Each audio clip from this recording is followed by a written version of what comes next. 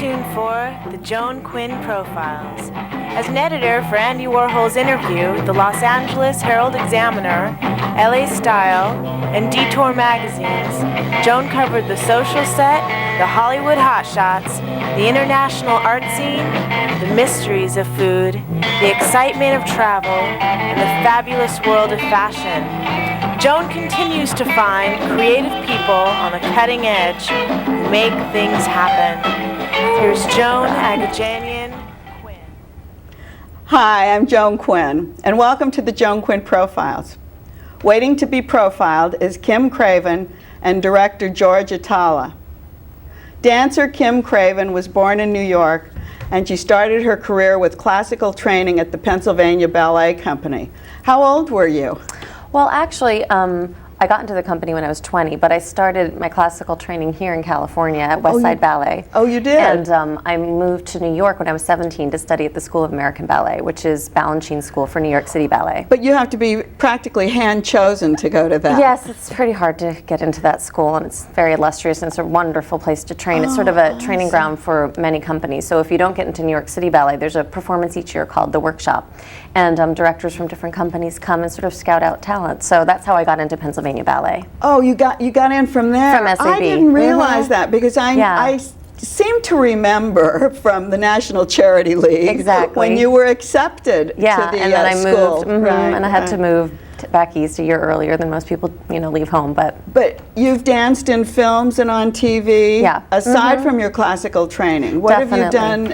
What have you done? Well, I segued from ballet into sort of, they call it commercial dance, which I didn't really know much about until I came out here to LA. I came home to visit the parents, and what happened was someone saw me in ballet class and said, "Oh, do you have an agent?" And I said, "No." And I didn't even know this world of dance through an agency existed. I just knew classical dance, and I knew I wanted to maybe do some acting. But so they hooked me up with an agent, which was really wonderful, and I just started going on auditions as a dancer for TV and film and commercials, and that's sort of how it came together. But you did a lot of commercials, didn't you? I did several commercials, yes, and some I was I was an actress, but many, the way that I think that you get your foot in the door, for me at least, was my forte was my dancing. So that's sort of how you get seen and get into the echelons of good callbacks and things. And in film?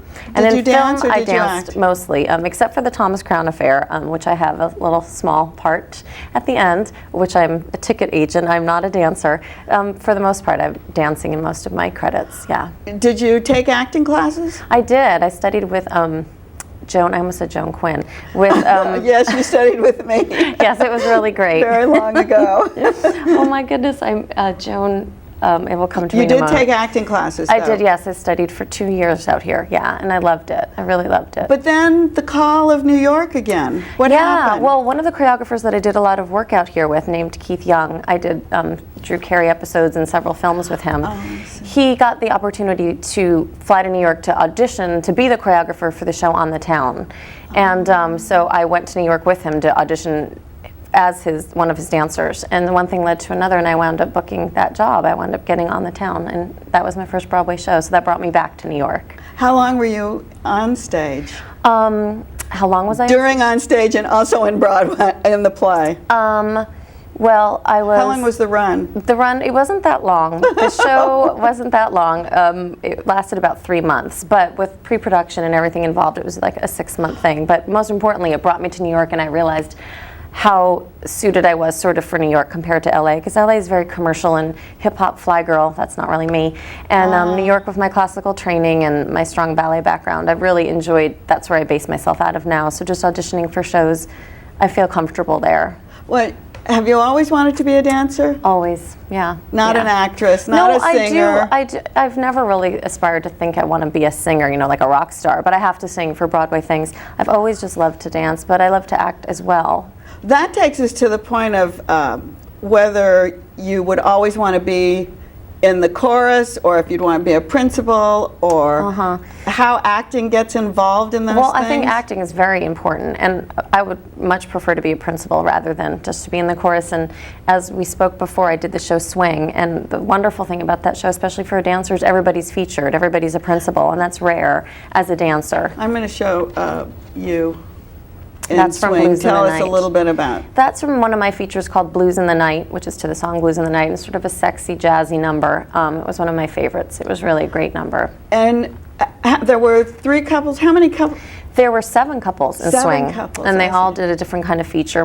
Mine were, as I said, sort of like the classically trained, sexy, jazzy ones. But so all of you were considered principal. We were all principals, and it was just such a blessing to have everyone had their moment in the limelight and had their moment on stage. Because as a dancer, you can often be in the back doing step, touch, kick, kick, you know. And But you're on stage. you're on stage, and that's great. And I definitely know jobs to come. I will be back in the back row doing step, touch, and I'm okay with that. But it's great when you have the opportunity to step out and have the moment, have the stage. But as you said earlier, you were talking about having to act and having to sing, but you didn't have to do that in swing. Well, in Or swing, did you? I did. Mm-hmm. Oh, you I did? sing, and I think that acting. Just Excuse me. That's okay. That's okay. I was one of the GI Jive girls. We did a but you little sang and together. sister number. Yes. Mm-hmm. Oh, that's. But I do think that acting inherently ties into your dancing, and it makes you a better dancer, better performer. You know, something has to be going on. You have to have something happening, because otherwise you're boring to the audience. So I think the stronger actress that you are, the better performer you are overall, whether you're dancing or not. Did you tour with swing? Yes, we did. It was a 9-month show. Oh, So it we was. started here at the Amundsen, and then we toured. It was really a great opportunity. How do you live on the road? I think that must Living be so. on the road is the strangest thing. It's like you're at camp. You stay in hotels. You're with the same group of people. We luckily had a big group, 30 people, and we all liked each other. But you eat, sleep, dance, perform, party. You're always together. And like I said, you stay in hotels. You learn sort of a hotel way to live. You just get a strange, crazy routine, and you eat every meal out, and you just get a little spoiled. You never wash a dish. Do you have friends in the different cities where you go? I know LA, you had a lot of friends because you were from here. Yeah, so sometimes if you go to a city where you have relations or friends, you don't stay in the hotel, you visit people and stay at their houses or their apartments. But it depends what city. But what happens is you become this sort of self-traveling company, and so you all stay together. It's so funny. Oh, you don't you have your own identity, but you just become one, like you and the cast. It's like I still am talking about it, because people in swing. In swing, this is what we did, But the other thing I think maybe that drew you so close to the other people was that you were the dance captain. Yes, and definitely. what was that? Well, some people don't know what a dance captain is.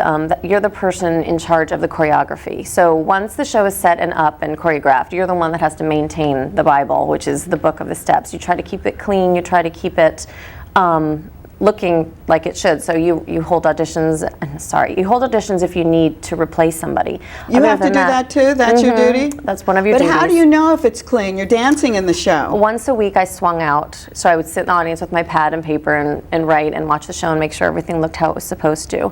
And then I gave notes. So the big job of the dance captain is to give notes and to give cleanup rehearsals, which people sometimes don't like to do. Oh, and then you do have to bring them in. You and bring the teach. cast in. You try to do it as few times as you have to, because people are tired doing 8 shows a week. But yeah, you're responsible for making sure everything works. Oh, I see. And so yes, I got an opportunity to probably be a little closer than anyone else to people, because being a dance captain to me is like being a psychiatrist. You have to know how to approach somebody, a performer that's working as hard as they can, and sort of tell them, what you're doing isn't so good anymore. You need to, you have to find a graceful way to get what you need out of them without insulting them.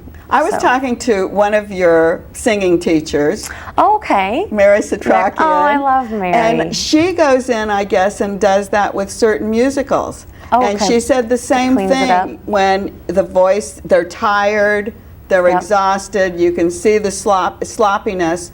But the sloppiness can be seen by someone who's seen the show day after day. Yeah. Not by an audience. No, an audience usually. sometimes doesn't even know what's going on. So you just have to sort of keep everything in control, because if you let little things start to slip, after a while you haven't realized it, but the show is eroded to a place that it's not as clean and strong as you want it. So you have to be pretty tough about it. So it's a hard job, because you're never done. Your job is never done, and you want to be people's friends, but you also have to You talk about doing the choreography. Did you have favorite choreographers that you've worked with, training? Yeah, definitely. Yes? Well, I loved working with Lynn Taylor Corbett. She's the one who choreographs swing, and she also choreographs ballets. I met her at Pennsylvania Ballet 10 years ago. Yeah, and she's wonderful. She's a very giving choreographer. So what, she did the choreography for the initial For swing, show. yes, the Broadway show and the tour. The Okay. first tour that I then did. you come in and keep it Then I clean. came Do you in call and- her in? Anytime? No, not really. I'll call her on the phone if I have a question, because the tour that's going now, I reset, and so I'm called the choreographer of this current tour that's going around the country right now. It was just Lynn had so many conflicts. She was working so much. She put it to me. She handed it to me to do. But you keep her choreography, or do you Yes. add different things to The it? only thing that was changed was if something didn't work with a new couple that was, say, hired. see. If like they couldn't do an aerial or couldn't do a lift, rather I than see. make them do something that didn't make them look good or something that was dangerous. But I tried see. to keep it as true to form as I could. I see. So I love Lynn, and I love Keith Young. He's a Twyla worked dancer. with He used to him. dance with Twyla Tharp, and he just has such a gorgeous quality about his stuff. I love You're him. talking about working with Twyla Tharp, or he worked with Twyla Tharp, but there's all these different styles. Definitely. And Definitely. do you choose from those, or do you create your own style? Well, I think when you're hired by a choreographer, you try to absorb their they're style. doing. And so as a ballet dancer, I enjoy if the choreographers have classical backgrounds. So I sort of just feel comfortable with that. There have been jobs, like if I do a crazy video where I have to do hip hop stuff, that's like very fun for me, but I don't feel like that's my forte. I don't feel like. Do you come in, if you're doing a commercial or you're doing a video, do you come in with your own steps? No, you rarely do that. Once in a while they will say, just freestyle, which I hate I that see. word. I hate doing freestyle. And they just want you to dance. But if you're going in for, definitely for a Broadway show, but for a film or something, the person that is the choreographer will have a combination put together. And they teach it to you, and they see, they decide, they watch you from the beginning to the end, the way they like you, how you act, how you pick it up, how you execute it. You did teach, I guess, at the Cleveland Playhouse? Well, what I did was I assistant directed and assistant choreographed the Lynn Taylor Corbett doing the Tin same Can Alley type Rag. Yeah. I teach ballet when I'm down in between jobs. I teach ballet In New York? here in California, actually. Oh, you do? Yeah, my old school at West Side Ballet. Yeah, well, we're glad you were here from New York. Well, me too. What are we going to see you doing next? Well, I don't want to jinx anything, so I'm keeping my fingers crossed. There's something that I'm on hold for, so hopefully you'll see me in another Broadway show next fall. We'll see. What about the movies? I don't know. I would love Would to do you? another film. Would you? Definitely. Yeah, I love going in between the different genres. I love going back and forth. It's really fun. Well, we're glad you were here, and I'm glad thank I you saw so much, Joan. Me too. Thank you for having Thanks me. for being here. Thank you. Don't go away, because we'll be right back with Jorge Atalia, the filmmaker and director.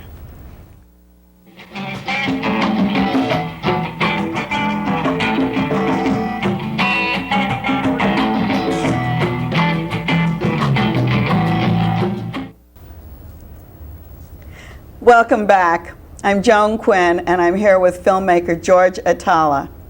Jorge was born and raised in Sao Paulo, Brazil. He studied economics at the University of Texas in Austin, and then he started a travel journey. He went to Europe. Was it a quest for art? No, not really. It was a quest for a job. So, Is that what it was? so I went to Europe to do an MBA and to work.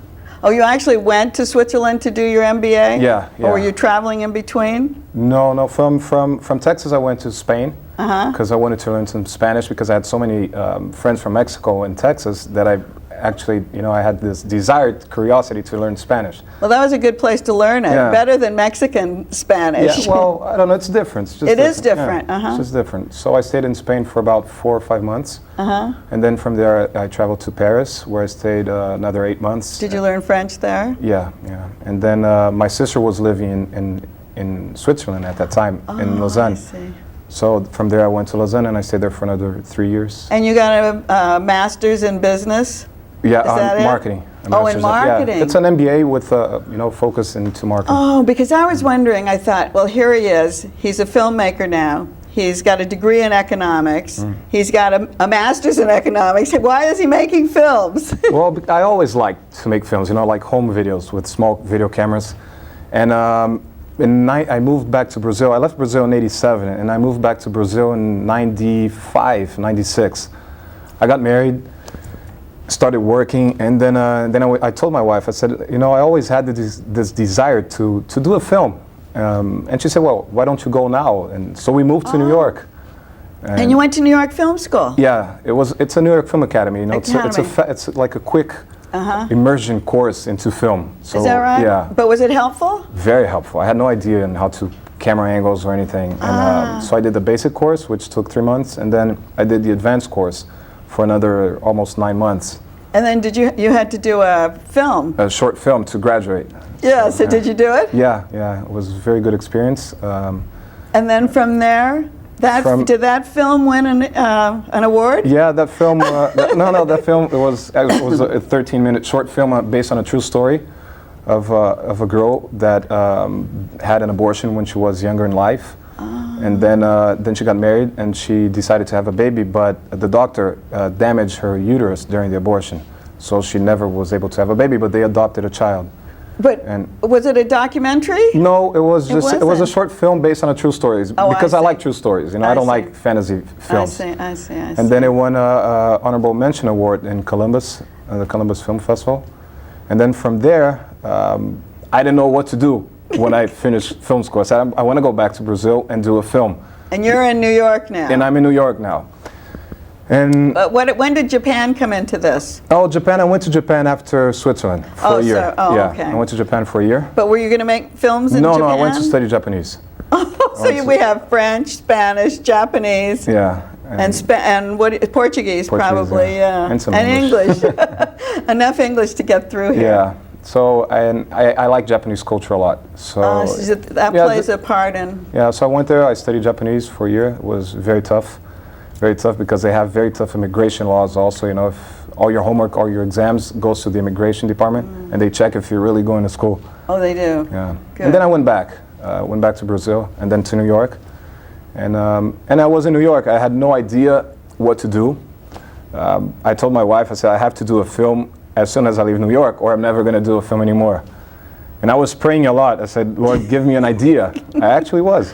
But the thing is, you loved real stories. It seems like ideas are all around you. Yeah, and I like real stories. I don't like fantasy films. You know, I like films, for example, like Schindler's List, which is based on a true story. Pearl Harbor, which is based on a true story also. And I went in to watch a movie called Buena Vista Social Club. Oh, that's how Buena Vista came into it. Yeah, that's how I came into. Ry Cooder. Yeah, I was sitting in that film, and the idea to do a film about sugarcane cutters came to me right there, because I thought that the people that Wim Wenders was talking about had to do a lot with the people that I kind of knew in Brazil. You know, the simple people.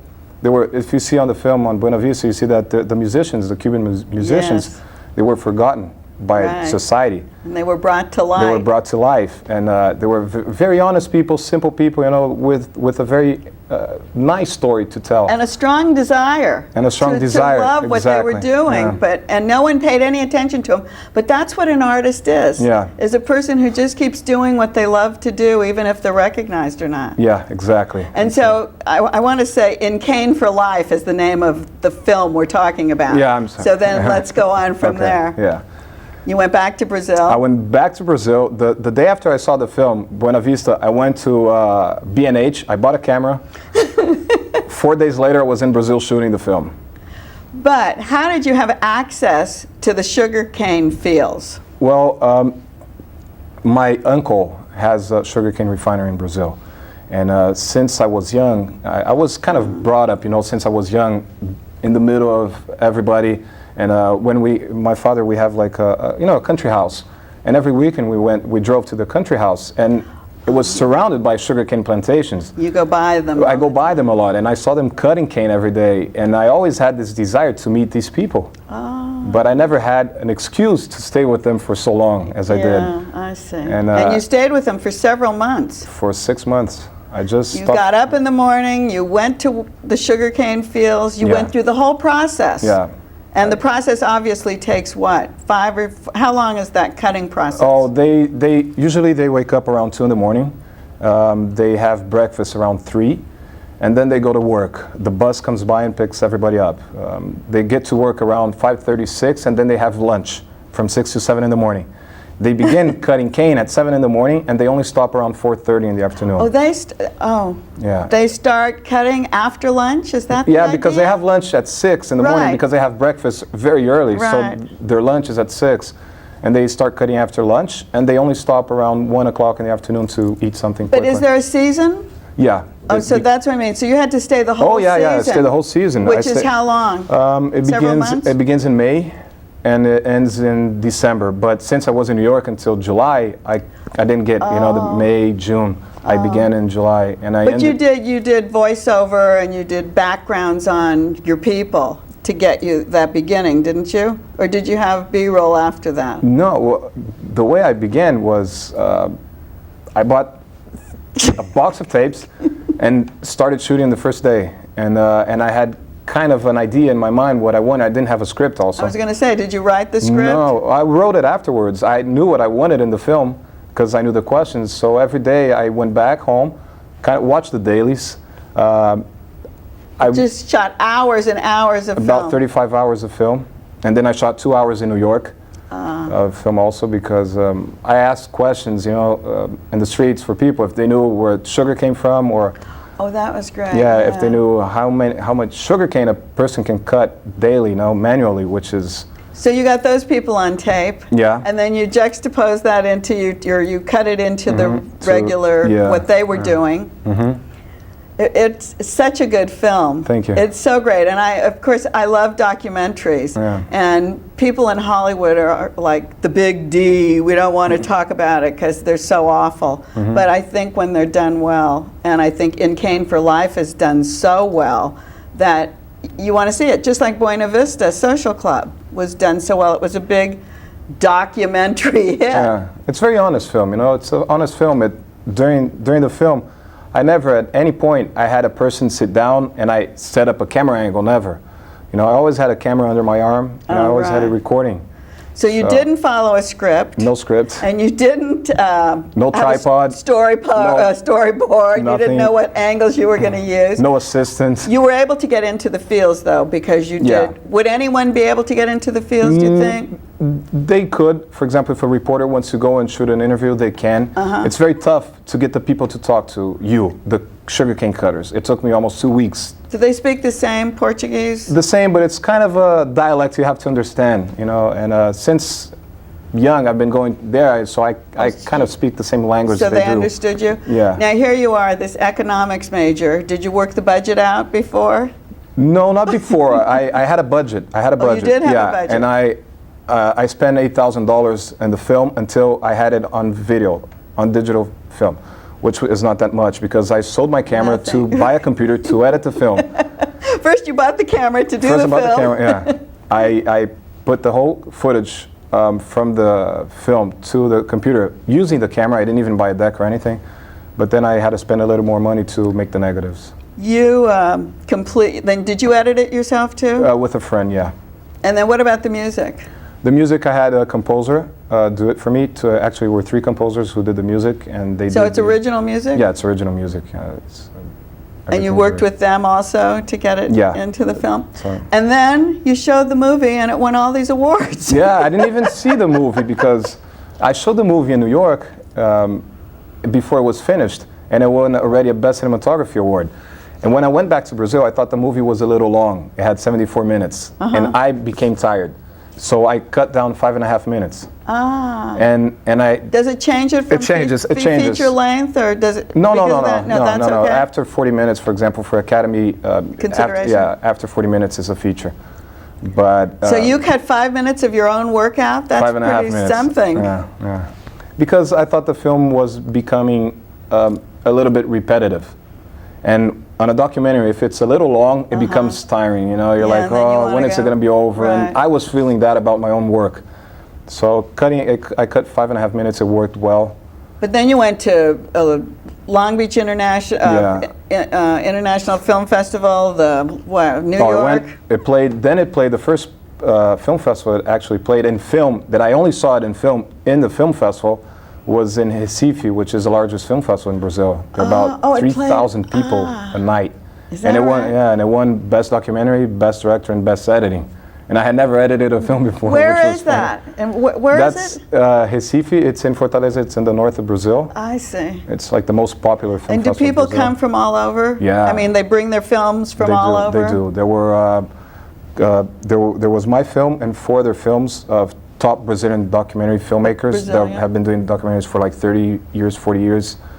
And it's the best film festival in Brazil because it's full. It's like 3,000 people a night watching a film, which is nice. And they have, yeah, the venues are big. Big, everything is fun too. It's made for the people, not for the filmmaker, which is nice. You know, So, when you were working in the fields, did they accept you? Did they let you stay with them? Not really. It took almost a month. It took me 2 weeks to begin a conversation, and it took me a month to have their trust.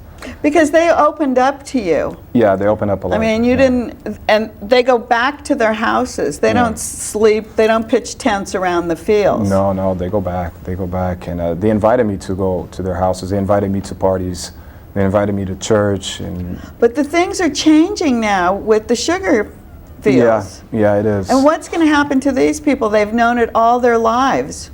Yeah, well, when I was doing the film, this law, there's a new law that they approved in 2000, the National Congress approved that you have to decrease until the year 2015 the manual cut of sugarcane because you burn the cane so that you can cut manually. Right. And because of the environment, when you burn the cane, which pollutes a little bit, you have to now use machines where you don't have to burn the cane. So that's the difference. You're going to have 800,000 people that work directly manually cutting cane. They're going to be out of work in about 14 years. Yeah.